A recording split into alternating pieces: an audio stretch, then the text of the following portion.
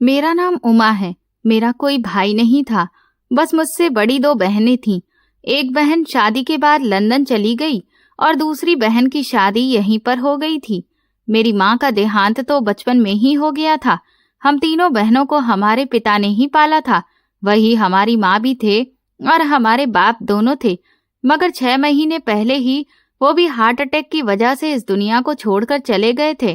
पापा के देहांत के बाद मेरी बहन मेरे पास आकर रहने लगी थी, मगर मुश्किल से 6 महीने ही गुजरे थे कि मेरी बड़ी बहन की सास ने उन्हें वापस बुला लिया, क्योंकि अब वो बीमार रहने लगी थी। मेरी बहन चाहती थी कि मैं जल्द से जल्द शादी कर लूं और अपने घर की हो जाऊं, इसीलिए वो मेरे लिए अब रिश्ते देख रही थी। मेरी लंदन वाली बहन भी मेरी वजह से बहुत परेशान थी। उसके भी फोन आते रहते थे। एक दिन मेरी लंदन वाली बहन का फोन आया और उसने कहा कि उमा, शिवानी बता रही थी कि तुम्हारे लिए रवि नाम के लड़के का रिश्ता आया है। वो उसके पति का एक दूर का रिश्तेदार है। मैं चाहती हूँ कि तुम उससे शादी कर लो। देखो, लड़का बहुत अच्छा है। मैं उस वक्त अकेली और बहुत ही मजबूर थी, इसलिए मैंने इस बात पर कोई भी ऐतराज नहीं किया और चुपचाप शादी के लिए हाँ कर दी, जबकि मैं अभी शादी नहीं करना चाहती थी। मगर अपनी बहनों के बार बार कहने और लोगों की बुरी नजरों की वजह से मैंने भी फिर हाँ कर दी। फिर वो दिन भी आ गया जिस दिन मेरी शादी होनी थी। शादी का प्रोग्राम बहुत ही साधारण था। बस कुछ ही रिश्तेदार आए हुए थे और पंडित जी थे। मैंने साधारण सा लाल रंग का जोड़ा पहना हुआ था।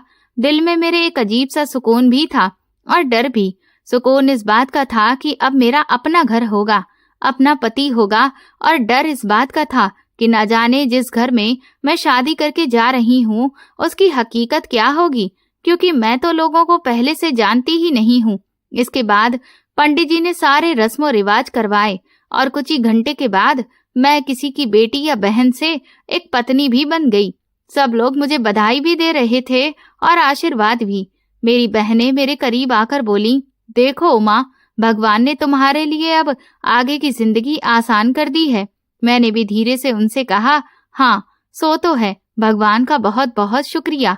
शादी के बाद मैं पहली बार रवि के घर गई। वहां जाते हुए रास्ते में मेरे दिल में हजारों ख्याल थे। मैं सोच रही थी कि शायद ये एक बहुत ही बेहतरीन घर होगा, शायद एक शानदार जिंदगी मेरा इंतजार कर रही होगी। मगर जब हम लोग उसके घर के पास पहुंचे तो मेरे मन में चल रहे सारे वहम टूट गए, क्योंकि सामने तो बस एक छोटा सा मकान था। दीवारों पर पुराना पेंट किया हुआ था, दरवाजा भी अभी बहुत ही साधारण सा, और आंगन में एक टूटी हुई कुर्सी पड़ी थी। मैंने जैसे ही अंदर कदम रखा तो एक बूढ़ी औरत ने मेरा स्वागत किया। वो रवि की माँ थी, जिनके चेहरे पर कमजोरी और बीमारी के भाव साफ दिखाई दे रहे थे। वो मुस्कुराकर बोली, अरे मेरी बेटी आ गई, भगवान तुम्हें हमेशा खुश रखे। मैंने तुरंत ही उनके पैर छुए। उन्होंने मुझे खूब प्यार दिया, लेकिन घर की हालत देखकर तो मेरा दिल जैसे दहल ही गया था। किचन में बहुत पुराने बर्तन थे, दीवारों पर भी कई सारे निशान पड़े हुए थे और कमरे में बस एक पुराना सा पंखा लगा था। मैंने खुद से ही कहा कि क्या यही वो जिंदगी थी जिसके बारे में मैं सोच रही थी? नहीं, इसका तो मैंने कभी सपने में भी जिक्र नहीं किया था। रात को जब सब लोग सो गए तो मैंने इस बारे में रवि से बात की। ये सब क्या है रवि? मुझे तो बताया गया था कि तुम्हारा अपना कारोबार है और तुम एक बहुत ही खुशहाल इंसान हो। रवि ने गहरी सांस ली और बोला, उमा, न जाने तुम कैसी किस्मत लेकर आई हो। तुम्हें जब हम अपनी शादी के लिए देखकर पसंद करके आए थे, उसके बाद से ही मेरा सब कुछ खत्म हो गया। मेरा कारोबार डूब गया और मेरी जायदाद भी मेरे हाथ से निकल गई, और इसीलिए अब मेरे पास कुछ भी नहीं बचा है। मैं खामोशी से उसकी तरफ देखती रही। उसके बात करने के तरीके में मायूसी थी, लेकिन आंखों में शर्मिंदगी भी दिख रही थी। मैंने कहा कि ये सब कुछ सच है क्या? वो बोला, हाँ, मैं भला झूठ क्यों बोलूंगा। तुम्हें शायद धोखा दिया गया है और चीजें बढ़ा चढ़ाकर बताई गई हैं, लेकिन देखो, इसमें मेरा कोई कसूर नहीं है। मेरा दिल उस वक्त जरूर टूटा था, लेकिन मैंने किसी भी तरह का कोई शोर नहीं किया। बस धीरे से कहा, ठीक है रवि, अगर यही सच्चाई है तो फिर कोई बात नहीं, ये जिंदगी हम मिलकर जिएंगे। मैंने हमेशा चाहा था कि मेरा पति दिल का अच्छा इंसान हो। अगर तुम दिल से अच्छे हो तो फिर ये गरीबी भी कोई खास मायने नहीं रखती। अगली सुबह मैंने खुद को इस नए घर में ढालने की कोशिश करने लगी। रवि की माँ ज्यादातर बीमार ही रहती थी, इसीलिए मैं अपना ज्यादा से ज्यादा वक्त उनके पास ही गुजारती थी।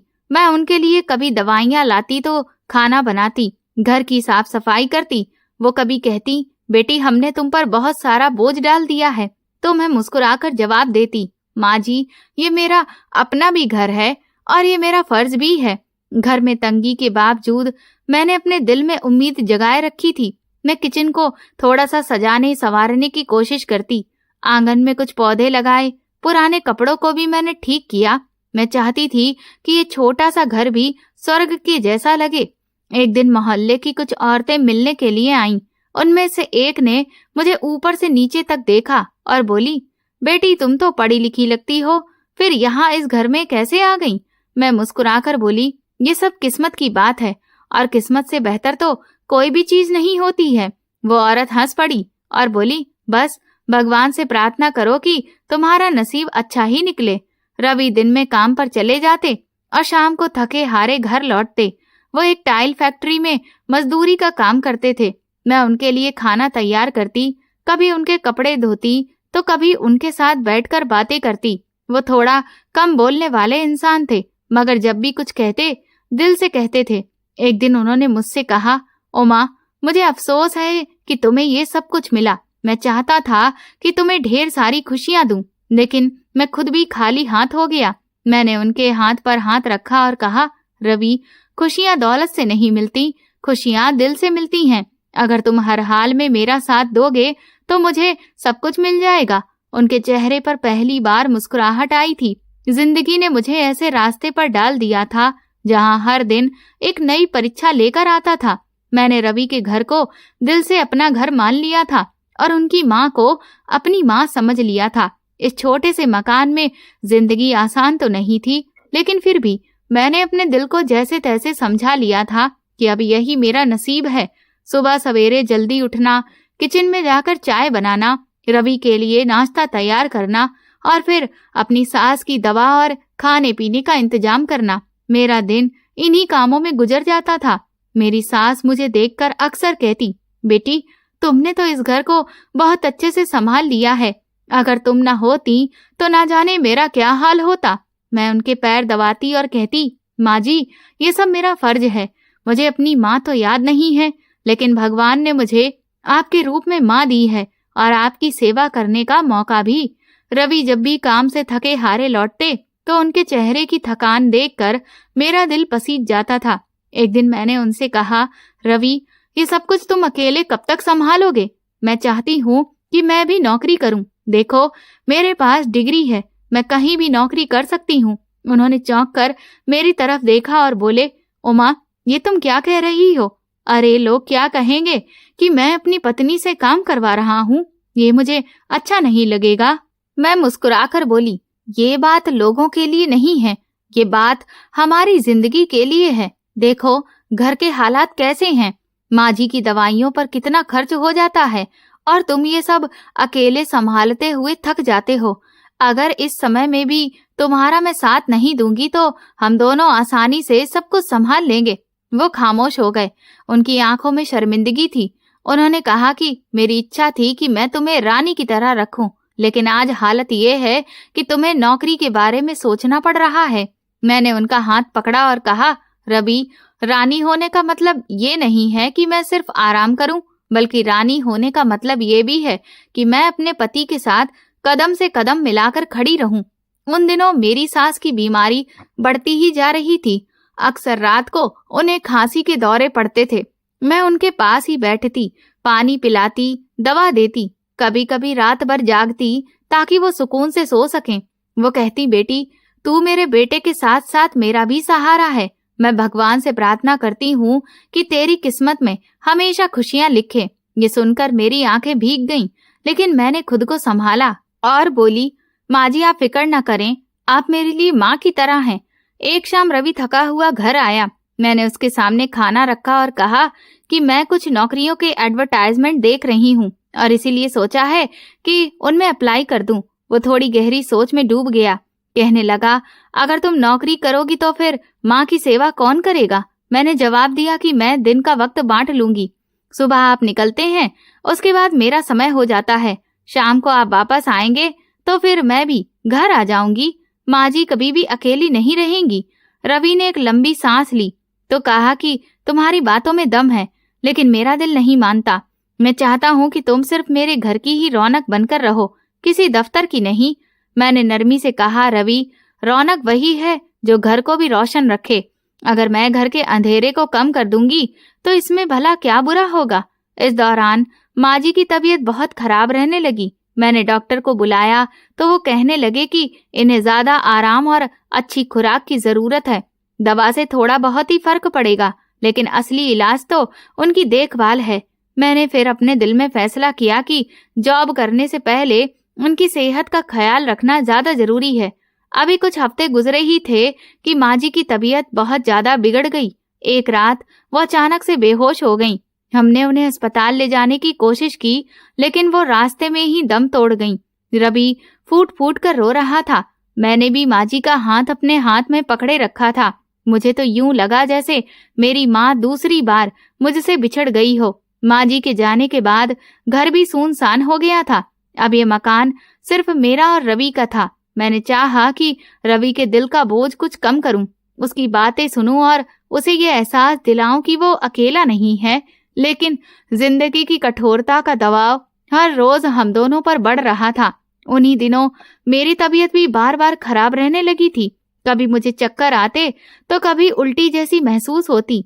पहले तो मैंने ये सब कुछ नजरअंदाज किया, लेकिन फिर रवि ने कहा कि ओ माँ, तुम डॉक्टर के पास जाकर अपना चेकअप क्यों नहीं करवाती हो। मैं हंसने लगी। मैंने कहा कि शायद ये सब कमजोरी है।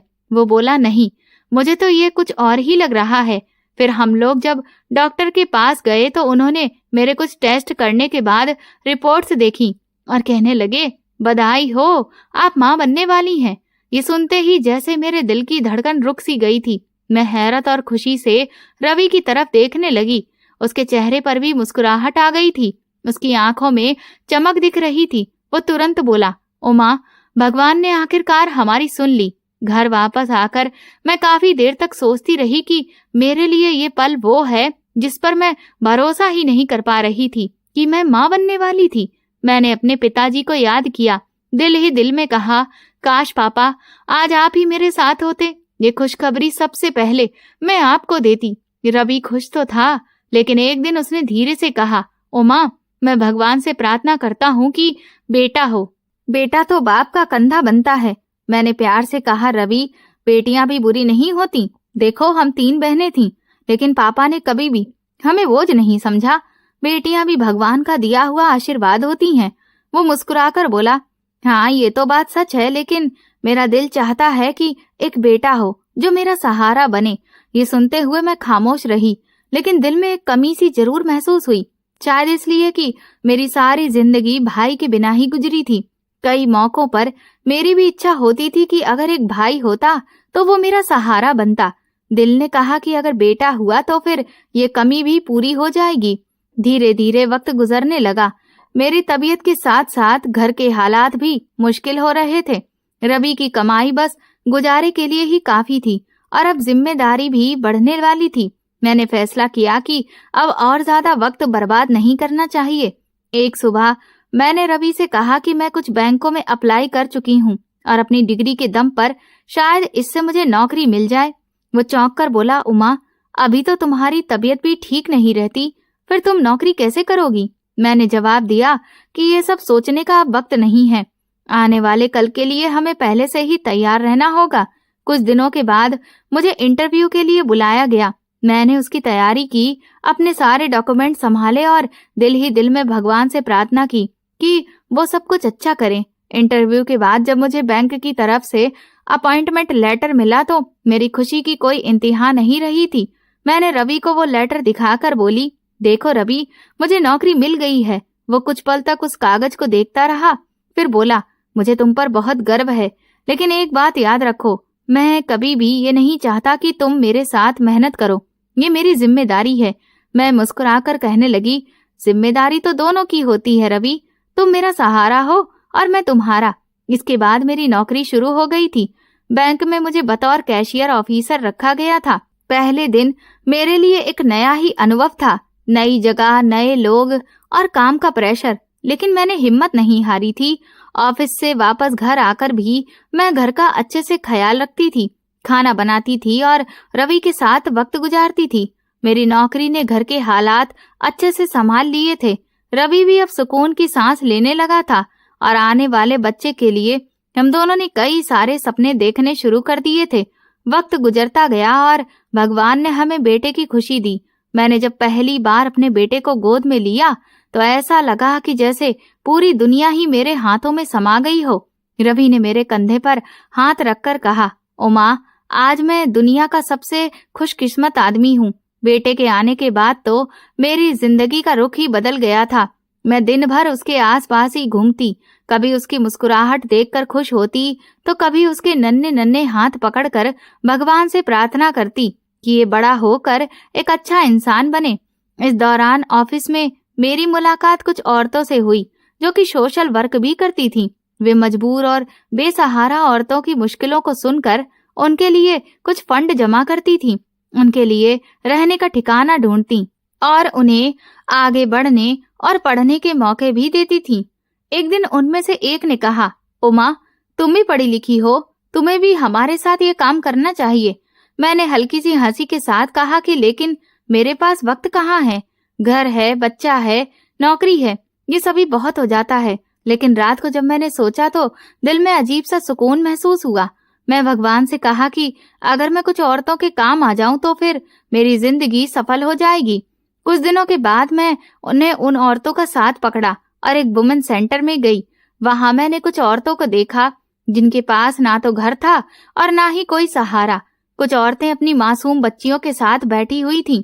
मैंने उनके चेहरे देखे तो मेरा दिल भर आया। एक औरत ने रोते हुए कहा, मैडम, मेरे पति ने मुझे घर से निकाल दिया है, ना तो मेरे पास खाने को कुछ है और ना ही रहने के लिए कोई ठिकाना। मैं उसके सर पर हाथ रख के बोली, हिम्मत रखो, हम तुम्हारे लिए कोई न कोई रास्ता जरूर निकालेंगे। उसी दिन के बाद मेरा दिल इस काम से अपने आप ही जुड़ गया। मुझे लगने लगा कि जैसे यही मेरी जिंदगी का असली मकसद है। मैं ऑफिस से फ्री होकर अक्सर उन औरतों से भी मिलने चली जाती, कभी उनके लिए खाने के पैकेट लेकर जाती तो कभी कुछ कपड़े। मैं भले ही छोटे पैमाने पर ही सही, लेकिन कुछ न कुछ करना शुरू कर चुकी थी। मैंने फिर एक ग्रुप भी बनाया जो औरतों की मुश्किलों को हल करने की कोशिश करता।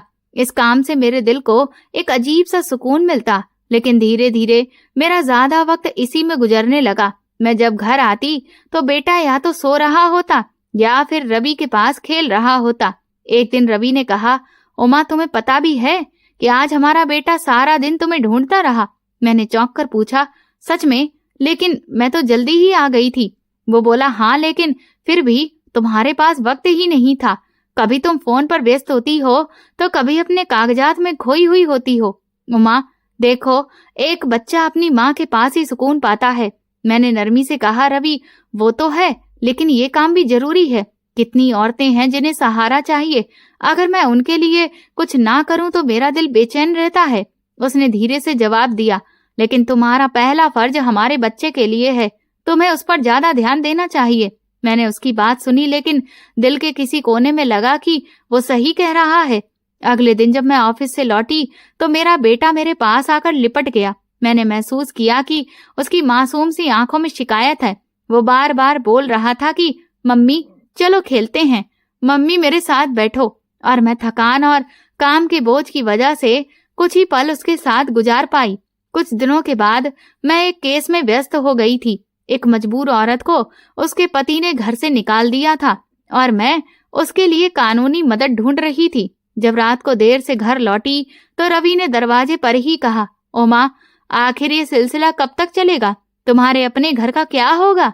मैंने धीरे से कहा, रवि, ये मेरे दिल का सुकून है। वो बोला, और हमारा बेटा, उसका सुकून? उमा, मैंने कभी भी मना नहीं किया, लेकिन अब मैं सोचने लगा हूँ कि तुम्हें अपने वक्त का ज्यादा हिस्सा अपने बेटे को देना चाहिए। रवि की बातें मेरे दिल में घर कर गई थी। वो बार बार यही कहता था कि एक बच्चा माँ के पास ही सुकून पाता है, और सच भी यही था। लेकिन मेरे पास वक्त की कमी थी। बैंक की ड्यूटी और सोशल वर्क की सरगर्मियां इतनी ज्यादा बढ़ गई थी कि मैं चाहकर भी अपने बेटे को हर वक्त गोद में नहीं ले सकती थी। कई रातों को मैंने सोचा कि शायद मुझे सोशल वर्क छोड़ देना चाहिए, मगर फिर उन औरतों की सूरत मेरी आंखों के सामने आ जाती जो मेरी मदद के बगैर अकेली थी। एक शाम मैंने रवि से कहा कि मैं सोच रही हूँ कि बेटे के लिए कोई नौकरानी रख लूं। वो दिन भर हमारे बच्चे का अच्छे से ख्याल रखेगी, उसे खिलाएगी पिलाएगी। रवि ने कुछ देर खामोशी की चादर ओढ़े रखी, फिर बोला, देखो मुझे अच्छा नहीं लगता, लेकिन अगर तुम समझती हो कि ये जरूरी है तो फिर ठीक है, ये तुम्हारी मर्जी है। मैंने सुकून से कहा कि ये हमारे लिए आसानी पैदा कर देगा। मैं भी निश्चिंत रहूंगी कि बच्चा अकेला नहीं है। कुछ दिनों के बाद मुझे एक औरत मिली जो नौकरी ही ढूंढ रही थी। उसने खुद को बहुत मजबूर बताया। उसकी आंखों में आंसू थे और आवाज भी भरी हुई थी। वो कहने लगी, दीदी मुझे काम की बहुत जरूरत है, मेरे घर में खाने को भी कुछ नहीं है। मैं आपके बेटे का बहुत अच्छे से ख्याल रखूंगी, अपनी औलाद की तरह। मैंने उसकी तरफ देखकर कहा कि लेकिन मेरे लिए सबसे बड़ी जिम्मेदारी है। मुझे भरोसा चाहिए कि तुम मेरे बेटे को अपनी गोद से दूर नहीं करोगी। उसने तुरंत जवाब दिया कि मैं कसम खाती हूँ, मैं आपके बेटे को अपने सीने से लगाकर रखूंगी, आप बेफिक्र रहिए। ये शब्द सुनकर मेरा दिल निश्चिंत हो गया। मैंने उसे डबल तनख्वाह देने का वादा किया और सख्ती से हिदायत दी, जब तक मैं घर ना आ जाऊं तुम मेरे बेटे को अकेला नहीं छोड़ोगी। वो बार बार यही बात दोहराती कि आप बिल्कुल भी फिक्र ना करें, आपका बेटा मुझे अपनी जान से भी ज्यादा प्यारा होगा। कुछ दिन गुजरे, मैं जब भी अचानक घर लौटती तो नौकरानी को बेटे के साथ खेलते या फिर उसके कपड़े बदलते हुए देखती। एक दिन मेरा बेटा उसके गले से लिपटा हुआ था। मैंने खुशी से कहा, बहुत अच्छा है, तुम वाकई इसका ख्याल रखती हो। उसने मुस्कुराकर कहा, दीदी बच्चे तो सबको प्यारे होते हैं और ये तो आपकी जान है। धीरे धीरे मेरा भरोसा बढ़ने लगा। मैं ऑफिस जाती और शाम को सोशल वर्क के लिए निकल जाती। मुझे भरोसा था कि मेरा बेटा सुरक्षित है। रवि भी निश्चिंत लगता था, हालांकि वो कभी कभी कह देता था कि माँ का साया माँ ही दे सकती है, कोई दूसरा इस खाली जगह को कभी भी नहीं भर सकता है। एक दिन मैं रोज की अपेक्षा थोड़ा सा जल्दी घर आ गई।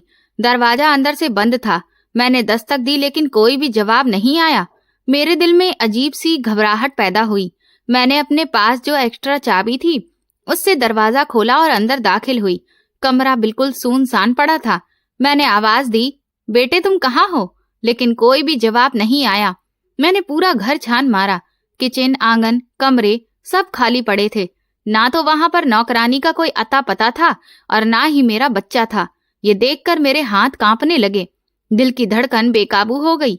मैं पागलों की तरह चीखने चिल्लाने लगी, कहाँ हो तुम लोग? कहाँ गए हो तुम दोनों? मैं भागकर तुरंत ही मोहल्ले में निकली। अपने पड़ोसियों से भी पूछा, क्या आपने मेरे बेटे को देखा है, मेरी नौकरानी को देखा है? सबने इनकार में सिर हिला दिया। किसी को इस बात का कुछ भी पता नहीं था। मैं तुरंत ही मंदिर की तरफ दौड़ी, क्योंकि वहां एक धार्मिक प्रोग्राम चल रहा था जिसमें भजन मंडली आई हुई थी। मैं तुरंत वहां पहुंची और उनके हाथ से माइक लेकर ऐलान किया, 3 साल का बच्चा खो गया है। अगर कोई भी उसे देखे तो मुझे तुरंत जानकारी दे। इसी सब भगदड़ में मैंने रवि को फोन किया। मेरी आवाज कांप रही थी। रवि बेटा और नौकरानी दोनों घर पर नहीं हैं। वो चौंक कर बोला, तुम ये क्या कह रही हो? मैं तो आज घर भी नहीं आया, ध्यान से देखो वहीं होंगे। मैं रोते हुए बोली, मैंने पूरा घर छान मारा है, वो दोनों गायब हैं। कुछ देर बाद रवि भी घर आ गया। उसने भी हर जगह तलाश किया और जब कुछ भी ना मिला तो उसका चेहरा लाल हो गया। वो गुस्से से बोला, मैंने तुम्हें पहले ही कहा था ना कि किसी अजनबी पर भरोसा मत करना, लेकिन ये सब तुम्हारी जिद का ही नतीजा है। मैं रोते हुए बोली, मैंने तो सोचा था कि इससे हमारे लिए आसानी हो जाएगी। मुझे क्या पता था कि वो औरत मुझे धोखा देगी। उसने मेरा बाजू जोर से पकड़ा और कहा, 2 दिन, सुन रही हो ना? 2 दिन के अंदर अंदर मेरा बेटा किसी भी तरह से ढूंढ कर लाओ, वरना मैं तुम्हें तलाक दे दूंगा। ये सुनते ही मैं सकते में आ गई। तलाक? रवि, वो मेरा भी बच्चा है, मैं क्यों चाहूंगी कि वो गायब हो जाए? देखो मानो, वो बोला, मैं कुछ नहीं जानता, मुझे कोई बहाना नहीं चाहिए। तुमने गलती की है, तुम्हें इसकी कीमत चुकानी ही होगी। मैं वहीं जमीन पर गिर पड़ी। मेरी आंखों से लगातार आंसू बह रहे थे। मेरा दिल टूट गया था। जिस औरत पर मैंने इतना भरोसा किया था वो मेरे दिल के टुकड़े को लेकर चली गई थी। और अब मेरा पति मुझे धमकी दे रहा था। रात भर मैं दरवाजे पर बैठी रही, हर आहट पर उठ जाती, हर साए को देखकर समझती कि शायद मेरा बच्चा लौट आया हो। लेकिन सुबह हुई तो सब कुछ वैसा ही था, खाली कमरा, खामोश घर और एक माँ की तड़प। अगले ही दिन मैंने अपने बेटे की तलाश शुरू कर दी। सबसे पहले मैं पुलिस स्टेशन गई, आंखों में आंसू, दिल में डर और होठों पर सिर्फ एक प्रार्थना, मेरा बच्चा किसी भी तरह से ढूंढ दीजिए प्लीज। ड्यूटी ऑफिसर ने नाम और पता नोट किया, बेटे की तस्वीर मांगी। मैंने बेटे की एक पुरानी तस्वीर निकाली जो मेरे पर्स में रखी हुई थी। ऑफिसर ने कहा, हम हर थाने को जानकारी दे रहे हैं, लेकिन आपको भी खुद बच्चे को ढूंढना होगा। अक्सर ऐसे केसेस में बहुत कीमती होता है। मैं तुरंत घर से निकली और पागलों की तरह गली गली घूमने लगी। मैंने कई जगह पर ऐलान करवाया, हर आने जाने वाले व्यक्ति को बताया कि मेरा बेटा खो गया है, उसका नाम ये है, अगर आपको कोई निशानी मिले तो मुझे जरूर बताएं। जो भी मेरी बात सुनता उसकी भी आंखों से आंसू निकल आते। कुछ लोग मुझे तसल्ली देते तो कुछ खामोश हो जाते। मैंने अपनी बहनों को कॉल किया। सबसे बड़ी बहन तो लंदन में थी। उसने रोते हुए कहा, उमा, मैं भी चाहती हूँ कि अभी वहां आ जाऊं, लेकिन यहाँ मैं सब कुछ छोड़ नहीं सकती, बस भगवान से प्रार्थना कर सकती हूँ। मैं बोली, प्रार्थनाओं से ज्यादा मुझे इस वक्त तुम्हारे साथ की जरूरत है, लेकिन मैं समझती हूँ कि तुम मजबूर हो। मेरी दूसरी बहन मेरे पास आ गई थी। उसने मुझे गले से लगाया, सहारा दिया और बोली, हम दोनों मिलकर तुम्हारे बेटे को ढूंढते हैं, शायद कहीं कोई सुराग मिल जाए। हम दोनों मिलकर कई शहरों के अलग अलग इलाकों में भी गए, अनाथ आश्रमों में, अस्पतालों में, लेकिन हर जगह हमें मायूसी ही मिली। एक औरत ने कहा, हमने तो ऐसी कोई भी औरत या फिर बच्चा नहीं देखा। दूसरी ने सर झटक दिया। हर जवाब मेरे दिल पर हथौड़े की तरह बरसता। जब मैं घर वापस आई तो रवि गुस्से में बैठा हुआ था। उसने पूछा, तुम्हें कुछ मिला? मैंने रोते हुए इनकार में सिर हिलाया। वो तीखे लहजे में बोला, मैंने कहा था ना, 2 दिन के अंदर अंदर मुझे मेरा बेटा चाहिए। तुम गंभीरता से कोशिश ही नहीं कर रही हो। मैं चिल्लाकर बोली, मैंने अपनी पूरी जान लगा दी है। दिन रात मैं दर्द लेकर घूम रही हूँ, लेकिन मेरा बच्चा कहाँ है ये मेरे हाथ में नहीं है। वो खड़ा हुआ और तेज आवाज में बोला, उमा, तुम तो माँ कहलाने के लायक ही नहीं हो। जो औरत अपने बच्चे को ना बचा सके वो मेरे साथ भी नहीं रह सकती। अब सुन लो, मैं तुम्हें तलाक दे दूंगा। आज से मेरा तुमसे कोई रिश्ता नहीं है। ये सुनते ही मेरा दिमाग सुन्न हो गया। कानों में सिर्फ वही बात गूंजती रही, मैं तुम्हें तलाक दूंगा। मैं जमीन पर बैठ गई। कुछ लम्हों तक मुझे भरोसा ही नहीं हुआ कि ये सब कुछ सच है। मेरा पति जो कभी मेरा सहारा था, आज मुझे बेसहारा कर गया था। मैंने सिसकते हुए कहा, रवि, ये वक्त एक दूसरे का सहारा बनने का था, लेकिन तुमने मेरा हाथ छोड़ दिया। वो कठोरता से बोला, मेरा सहारा मेरा बेटा था। जब वो ही नहीं रहा तो तुम्हारा भी अब कोई मतलब नहीं है।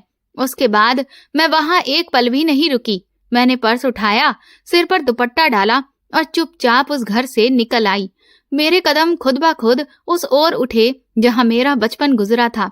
वही घर जहां कभी पापा की आवाज गूंजती थी, जहां माँ की यादें बसी थी। दरवाजा खोला तो वो पुराना लकड़ी का दरवाजा चिरचिराहट के साथ खुला, जिस पर धूल जमी हुई थी।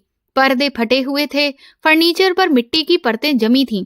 मैंने अंदर कदम रखा तो ठंडी हवा का झोंका आया।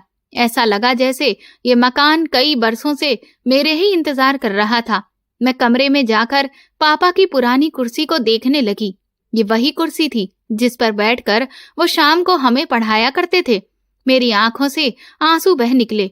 मैंने धीरे से कहा, पापा, आपने कहा था कि मैं अपनी किस्मत की मालिक हूँ, लेकिन आज किस्मत ने मेरा सब कुछ छीन लिया है। रात को इस खाली मकान में मैं सोई। हर दीवार जैसे मुझसे सवाल कर रही थी। मैंने बेटे की पुरानी कमीज को गले से लगाया और रोती रही। आंखें बंद की तो बेटे का चेहरा बार बार सामने आ जाता। उसकी हंसी, उसकी मासूम आवाज सुनाई देती। मेरे दिल ने कहा, उमा, तुम्हें हार नहीं माननी चाहिए। वक्त ने मेरे जख्मों पर मिट्टी जरूर डाली, लेकिन उन्हें कभी भी भर न सका।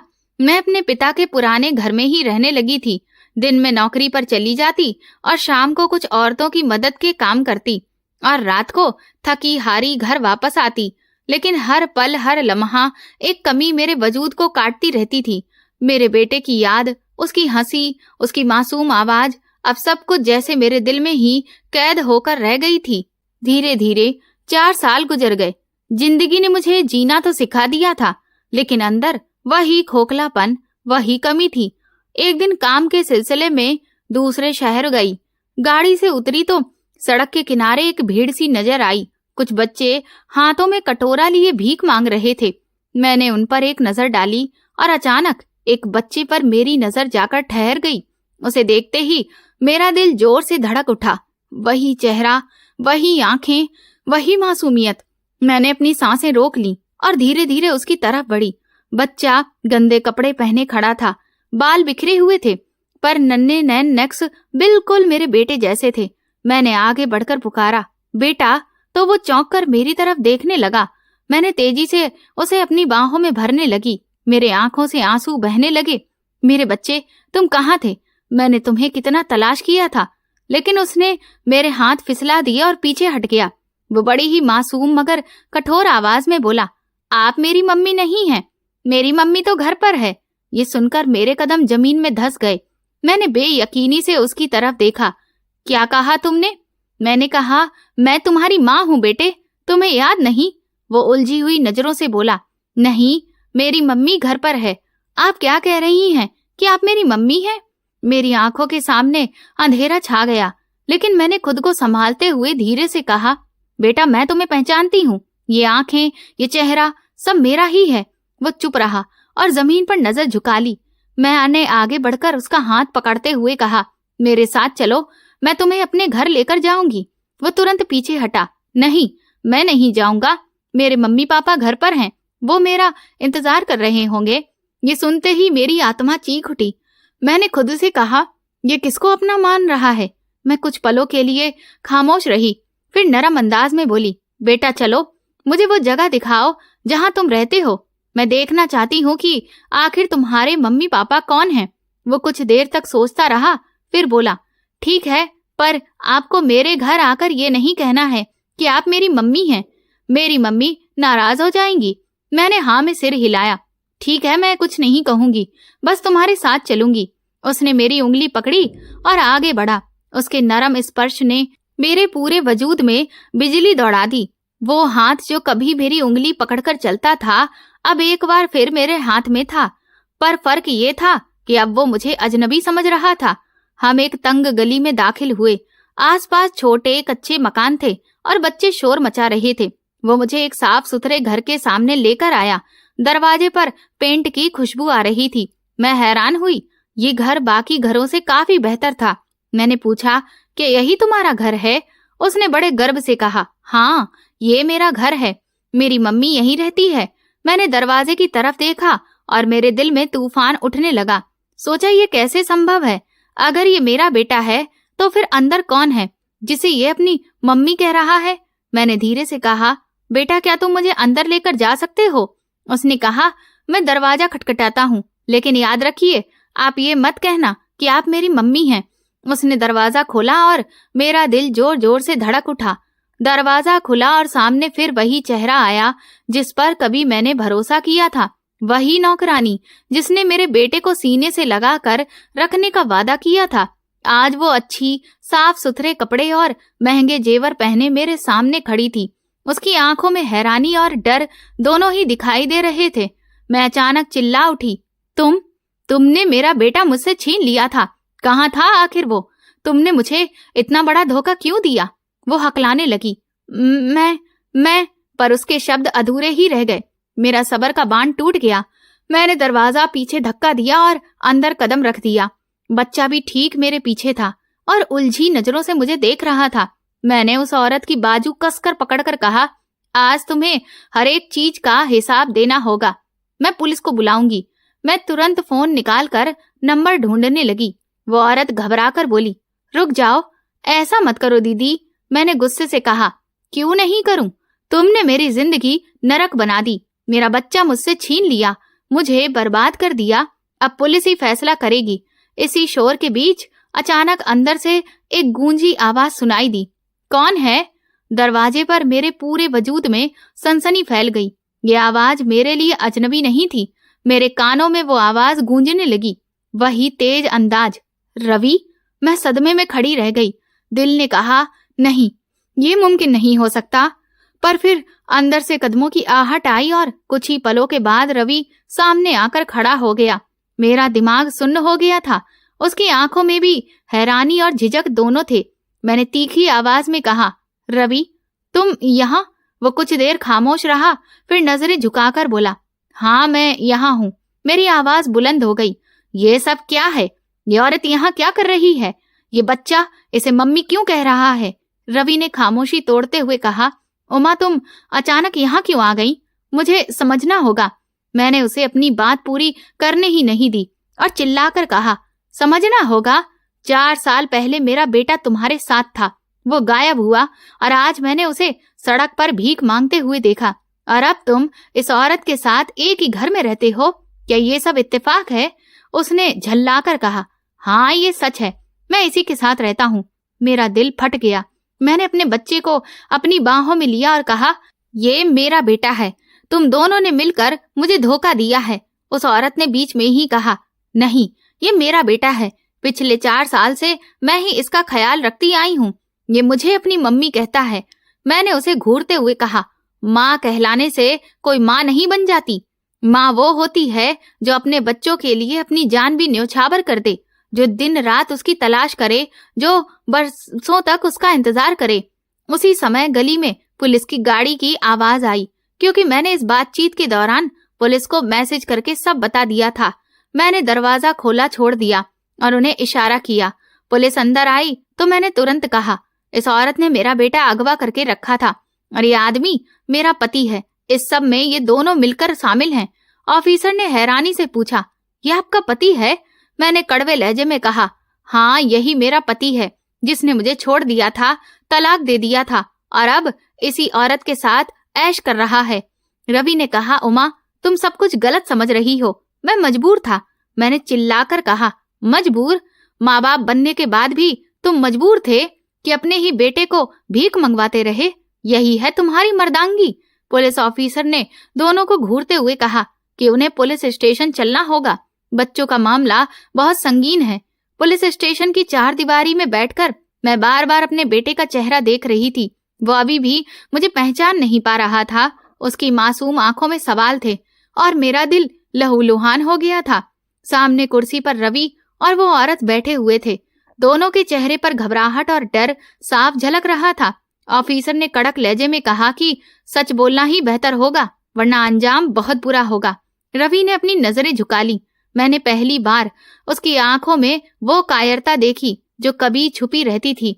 ऑफिसर ने और ज्यादा दबाव डाला, बताओ ये बच्चा किसका है और तुम्हारे साथ यहाँ क्यों था?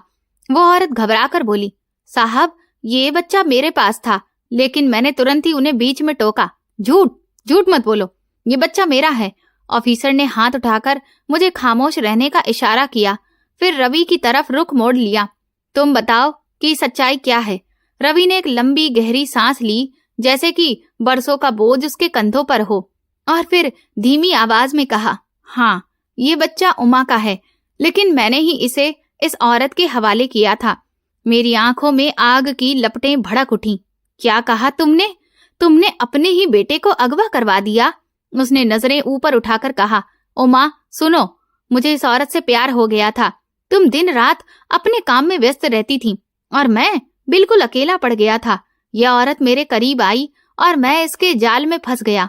मैं कांपती आवाज में बोली, और मेरे बेटे का क्या कसूर था? वो बोला, यही औरत भीख मंगवाने का काम करती थी।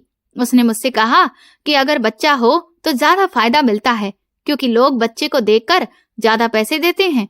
मैं पहले तो हिचकिचाया, लेकिन फिर मैंने सोचा कि यह भी कमाने का एक रास्ता है, इसीलिए मैंने अपने ही बेटे को मोहरा बना दिया। मेरे कानों में तो आग बरसने लगी थी। मैंने अपनी पूरी ताकत से रवि के मुंह पर एक जोरदार थप्पड़ मारा। पूरा कमरा सन्नाटे से भर गया। मेरी चीख गूंजी, ये इंसान नहीं, ये शैतान है जो अपनी ही औलाद को बेच दे। वो इंसान नहीं रहता। रवि ने सिर झुका लिया। उस औरत ने हिम्मत करके कहा कि हम दोनों मिलकर बहुत अच्छा गुजारा कर रहे थे, क्योंकि लोग बेवकूफ होते हैं।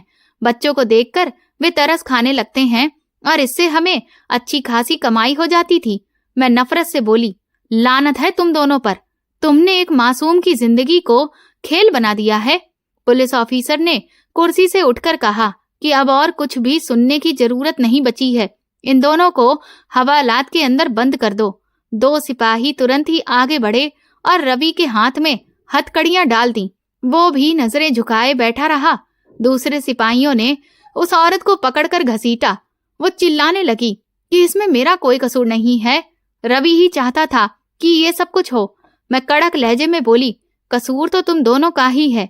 एक ने मोहब्बत के नाम पर धोखा दिया और दूसरे ने लालच के लिए एक मासूम बच्चे का इस्तेमाल किया। मेरा बेटा मेरे पास ही खड़ा सब कुछ हैरानी से देख रहा था, सुन रहा था। मैंने उसे तुरंत अपने गले से लगा लिया और कहा, बेटा अब तुम बिल्कुल सुरक्षित हो, अब कोई तुम्हें मुझसे छीन नहीं सकता। रवि ने जाते जाते आखिरी बार मुझे देखा और कहा, उमा तुम्हें समझना चाहिए था कि मैं तुम्हें रोक रहा था। नौकरी और सोशल वर्क के लिए अगर तुम घर पर रहती तो ये सब कभी भी नहीं होता।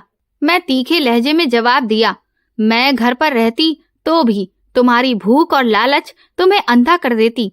ये सब तुम्हारे अंदर के शैतान का खेल है। सिपाही उसे लेकर चले गए और वो कमरा खाली हो गया।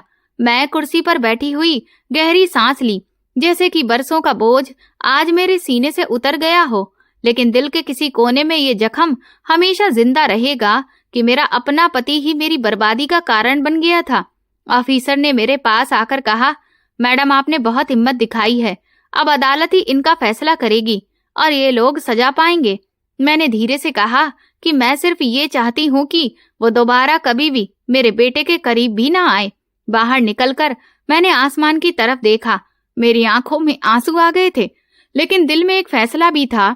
मैंने खुद से कहा कि अब ये कहानी खत्म नहीं होगी। अब मैं अपने बेटे के लिए एक नई जिंदगी की शुरुआत करूंगी, उसकी अच्छी परवरिश करूंगी, ताकि वो ये जान सके कि असल में एक अच्छा इंसान होना क्या होता है और एक शैतान का चेहरा कैसा लगता है। अदालत में कई दिन पेशियां होती रहीं। मैं हर तारीख पर अपने बेटे के साथ ही पहुंचती और दिल में बस एक ही प्रार्थना करती कि हे भगवान, मुझे इंसाफ मिले और मेरा बेटा हमेशा के लिए मेरे पास रहे, कोई उसे मुझसे अलग ना कर सके। वकील ने अदालत में साफ कहा, मी लॉर्ड, यह आदमी एक बाप नहीं बल्कि जालिम है, जिसने अपने ही बेटे को लालच की खातिर भीख मंगवाने पर मजबूर किया। ऐसा इंसान जरा सी भी नरमी का हकदार नहीं है। रवि और वो औरत कैदियों के कटघरे में खड़े थे। रवि के चेहरे पर अभी भी वही धीरता दिख रही थी, लेकिन आंखों में हार की लकीरें साफ साफ दिखाई दे रही थीं। मैंने अपनी नजरें नीचे कर ली और दिल ही दिल में सोचा कि ये वही इंसान है जिस पर मैंने अपना सब कुछ कुर्बान कर दिया था, लेकिन आज ये मेरा सबसे बड़ा दुश्मन साबित हुआ है। अदालत ने कई सारे सबूत देखे, पुलिस की रिपोर्ट्स, गवाहों के बयानात और फिर मेरी फरियाद से सब कुछ साफ हो गया था। जज ने फैसला सुनाया कि ये बच्चा अपनी असली माँ के पास ही रहेगा। बाप और उस औरत को इस बच्चे से मिलने की इजाजत भी नहीं होगी। मेरी आंखों से ये सब सुनते ही आंसू बहने लगे। मैंने अपने बेटे को तुरंत ही गले से लगाया और दिल ही दिल में कहा, हे भगवान, तुम्हारा बहुत बहुत धन्यवाद, मेरा बच्चा हमेशा के लिए मेरे पास है। बाहर आकर मैंने अपने बेटे के सिर पर हाथ फेरा। वो मासूमियत से बोला, मम्मी, क्या मैं अब हमेशा आपके साथ रहूंगा? मैंने हंसते हुए अपनी आंखों के आंसू पोंछते हुए बोली, हाँ बेटा, अब हमेशा तुम मेरे साथ रहोगे और मैं तुम्हें कभी भी अकेला नहीं छोड़ूंगी। उस दिन से मेरी जिंदगी का एक नया सफर शुरू हो गया था। मैंने खुद से वादा किया कि अब अपनी आंखों की रोशनी को मैं किसी पर भी भरोसा करके नहीं छोड़ूंगी।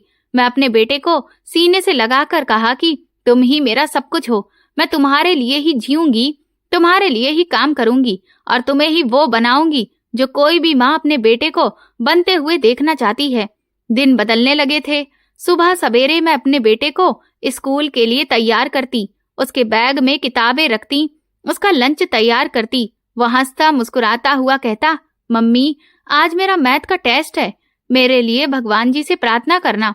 मैं मुस्कुराकर उसके माथे को प्यार से सहलाती और कहती, मेरा बेटा हमेशा कामयाब होगा। मेरी बैंक की नौकरी अभी भी जारी थी, लेकिन अब मैं वक्त इस तरह से बांटती थी कि जब भी मेरा बेटा स्कूल में होता तो मैं काम पर जाती और जैसे ही वो घर आता तो मैं अपनी सारी व्यस्तता को छोड़ देती। मैं सोशल वर्क भी जारी रखे थी, लेकिन बेटे को हमेशा साथ लेकर जाती थी क्योंकि मैं चाहती थी कि वो भी देखे कि दूसरों के लिए क्या और कैसे करना चाहिए। एक दिन मैं उसे अनाथ आश्रम में लेकर गई। वहां पर बच्चों को पढ़ाया जा रहा था। मैंने अपने बेटे से कहा, देखो बेटा, ये बच्चे भी तुम्हारी तरह ही हैं, लेकिन उनके पास कोई भी सहारा नहीं है। हमें उनकी मदद करनी चाहिए। वो बड़ी ही मासूमियत से बोला, मम्मी, मैं बड़ा होकर इन सब का सहारा बनूंगा। उस पल मुझे यकीन हो गया कि मेरा बेटा वही बनेगा जिसे मैं उसके लिए सपना देखती आ रही हूँ। वक्त गुजरता गया। वो छोटा सा बच्चा जवान होने लगा। वो पढ़ाई में भी बहुत बेहतरीन रिजल्ट देता था और खेल कूद में भी आगे रहता था। उसकी हर कामयाबी मेरी भगवान से प्रार्थना का ही नतीजा थी। जब भी वो कोई इनाम लेकर आता तो कहता, मम्मी, ये सब आपकी मेहनत है, आपने मुझे ये सब सिखाया है। एक शाम हम दोनों घर की छत पर बैठे हुए थे। काफी अच्छी हवा चल रही थी और आसमान पर तारे झिलमिला रहे थे। मेरा बेटा जवान हो चुका था। मेरे पास आकर वो बैठा और कहने लगा, मम्मी, मैं सोचता हूँ कि अगर आप न होती तो शायद मैं कहीं का भी नहीं रहता। आपने मुझे पढ़ाया लिखाया, अच्छे से पाला पोसा, सही रास्ता दिखाया। मैंने धीरे से कहा, बेटा, ये सब तो एक माँ का फर्ज होता है। वो मेरे हाथ पकड़कर बोला, नहीं मम्मी, ये फर्ज नहीं था, ये कुर्बानी थी। आपने ही मुझे बनाया है। आपने मुझे वो इंसान बनाया है जिस पर लोग भरोसा कर सकें। ये सुनते ही मेरी आंखें भर आईं। आंसुओं की धाराओं में मैंने अपने बेटे को देखा। वो वाकई मेरा सहारा बन गया था। मैंने दिल ही दिल में सोचा कि शायद इसी में भलाई थी कि वो इंसान मेरी जिंदगी से हमेशा के लिए निकल गया। भगवान ने मुझे दुख तो दिया, लेकिन इस दुख के साथ एक नई दुनिया भी दी। अब मेरी जिंदगी सिर्फ मेरा बेटा है और बस यही मेरा सबसे बड़ा फक्र है। इस कहानी का सबक ये है कि सच्ची माँ की कुर्बानी और हिम्मत कभी भी बेकार नहीं जाती। इंसानी रिश्तों में धोखा किसी को भी बहुत बुरी तरह से तोड़ देता है, मगर सच्चाई और सब्र आखिरकार एक दिन जीत ही जाते हैं। दोस्तों, मेरी कहानी को सुनने के बाद मेरे बारे में आपकी क्या राय है, मैं जरूर जानना चाहूंगी। ये पूरी कहानी काल्पनिक है। इसका किसी भी व्यक्ति, स्थान या वास्तविक घटना से कोई संबंध नहीं है। इसका उद्देश्य केवल मनोरंजन, शिक्षा और सस्पेंस आधारित कहानी को प्रस्तुत करना है। आपको ये कहानी कैसी लगी, प्लीज मुझे कमेंट सेक्शन में जरूर बताएं। मेरे चैनल को सब्सक्राइब कर वीडियो को लाइक कर दें और वीडियो को हाइप भी दें। ऐसी और भी रोमांचक कहानियों को सुनने के लिए मेरे चैनल के साथ बने रहें। धन्यवाद।